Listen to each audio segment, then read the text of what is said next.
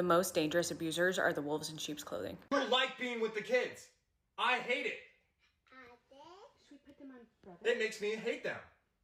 It makes me want to do terrible things. Should we put them on Violet? That's why, Megan. Between this video and the Micah Miller case, I wanted to talk a little bit about domestic violence. The reason why the wolves in sheep clothing are the most dangerous abusers is because they're typically narcissistic abusers. They play the long con. They craft the perfect image. A lot of people say choose better, but some of these guys play the role of the knight in shining armor, the perfect partner, until they feel like they have you trapped. Sometimes they wait till the wedding night. Sometimes they wait till pregnancy. Do you know that the leading cause of death in pregnant women is unaliving by their partner?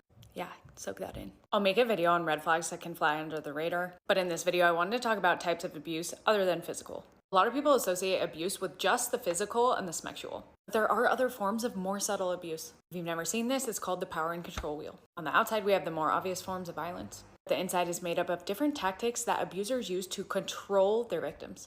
Let's start with that recording. In the recording, he said, "It makes me want to hurt them." A tactic a lot of abusers use is coercion and threats. Saying you're going to hurt your children is a direct threat. Another spoke is intimidation. Wasn't a video, so I couldn't analyze his gestures or looks or if he was holding anything for intimidation, but that tone of voice was definitely an intimidation tactic.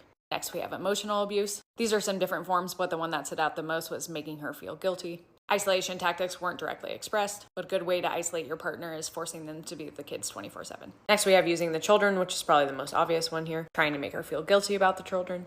Next, we have minimizing, denying, and blaming, which he didn't directly blame her, but was basically blaming her for him wanting to hurt the kids. Next, we have using male privilege, him saying, "You like the kids, I don't," reaffirming that she's the mom and it's her responsibility, not his. Lastly, we have economic abuse, which was not relayed directly in the video, and I don't know exactly what's going on behind the scenes. Do a whole separate post dedicated to the power and control wheel, but I hope this helps open some people's eyes, because a lot of victims of DV don't really know they're in it until they see this wheel.